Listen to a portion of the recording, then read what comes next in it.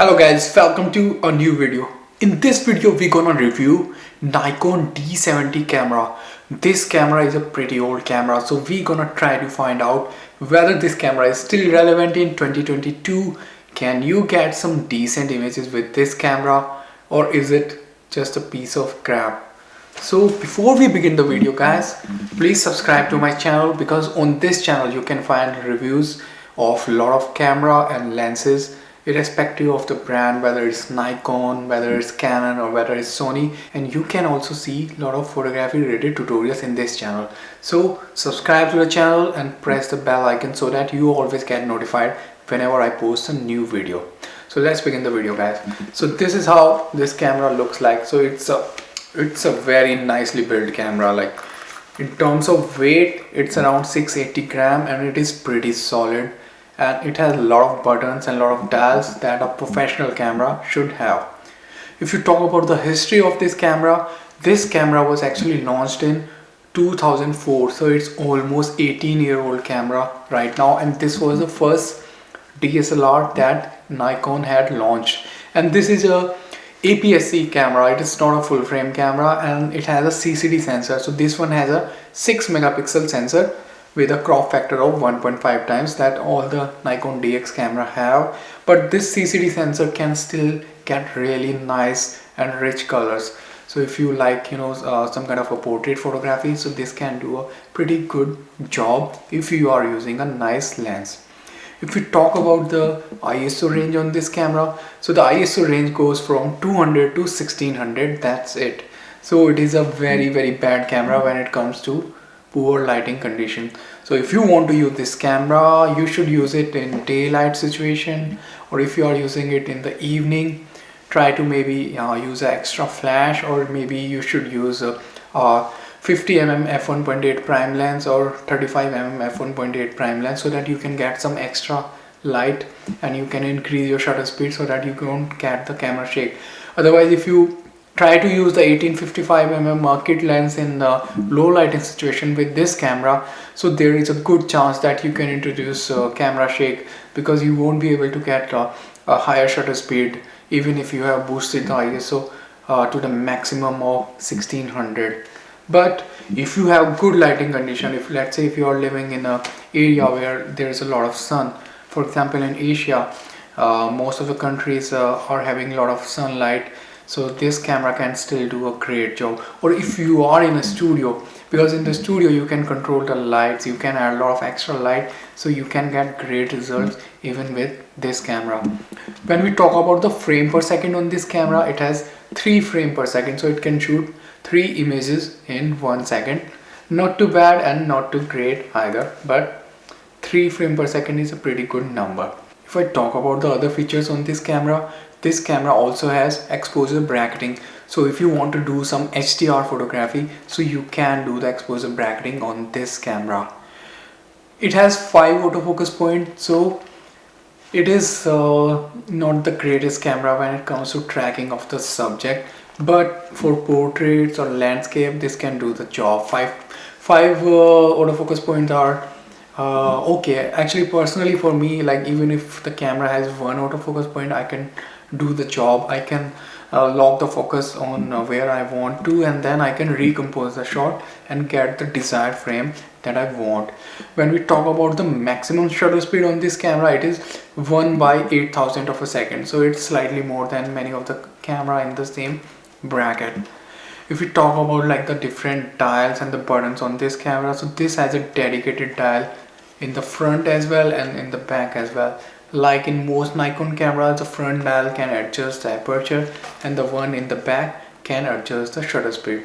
So if you talk about the LCD screen on this camera, it's a very small LCD screen, and viewing the image on this is a bit of a hassle, but it's okay. Like if you want to download the images to your laptop, then you can zoom them and see them in a bigger screen, but seeing them on this screen is not the greatest thing to do.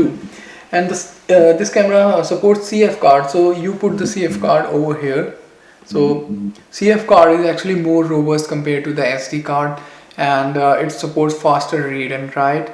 So it enables the camera to have more frame per second and make the camera slightly more faster than when you are using a SD card. And also, since the CF card is more robust, so it is less prone to getting corrupted or damaged, right guys?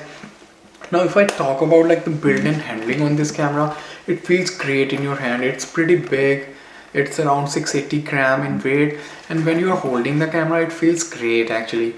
And it also has this top LCD screen, so you can see all your settings over here.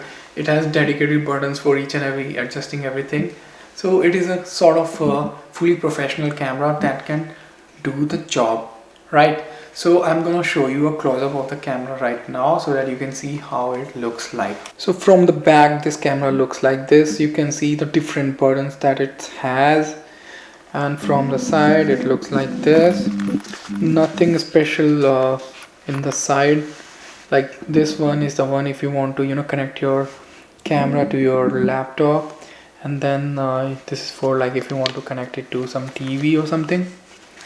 So it does have some connectivity options. On this side it doesn't have anything whatsoever. And from the top you can see this top LCD screen, and yeah, so this is the mode dial where you can choose between different shutter priority, aperture priority, and different kind of modes. And this is how it looks from the front, from the side. It's a nice camera. It's not a bad camera. It does the job actually, right guys? So now I'm gonna put onto the screen some of the photos that I've taken with this camera. And the photos that I took with this camera were taken with the 35mm prime lens, the DX prime lens, along with this camera body. And most of them were taken in good lighting situation during the day, so you can see how the photos look like. Personally for me, it can take decent photos if you are good in using the aperture, shutter speed, and the fundamentals of photography. So this camera can take decent images. I would say this can be a great camera for portrait photography, because in some of the newer camera, like they are sometimes too much sharp and the colors from them look very unnatural, but this one gives you like really natural looking colors. And the images from this camera, since it is having a CCD sensor, it doesn't have a CMOS sensor, so it has a different kind of character to it.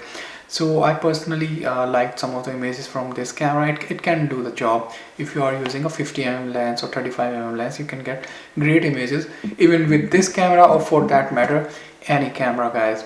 Okay guys, now the final conclusion. Should you get this 18-year-old camera in 2022 or not?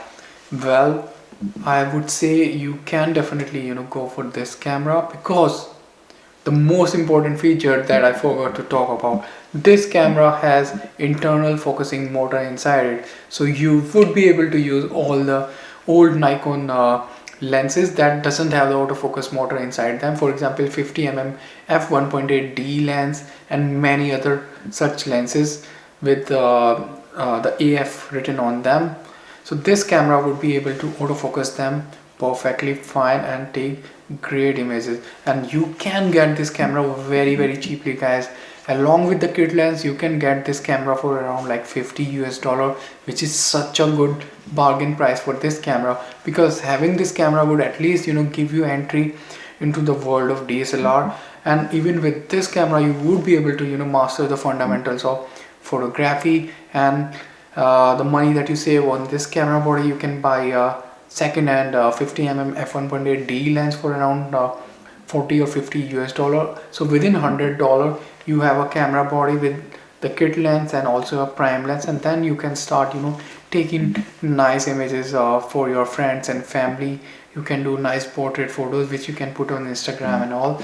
And most importantly, you would be able to learn the fundamental of photography with this camera. So it is a decent camera, but this camera is not for someone like who are looking for really nice photo, or you are doing some kind of professional work.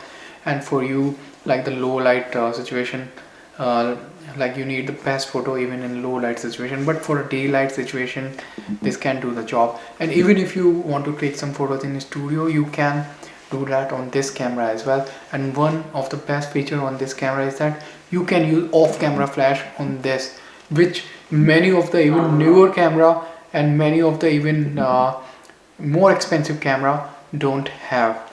So overall a great camera, guys. So I hope you like the review for this camera on my channel, and I am giving away this camera body free to one of the lucky subscriber.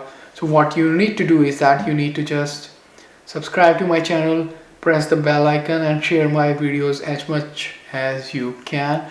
And when I get 5,000 subscribers on my channel, I'm gonna give away this camera body to one of the lucky subscriber, guys. Beside this, I'm also giving away Nikon D60 body to another subscriber. So when I have 5,000 subscribers, I would give away 2 camera bodies to 2 lucky subscribers.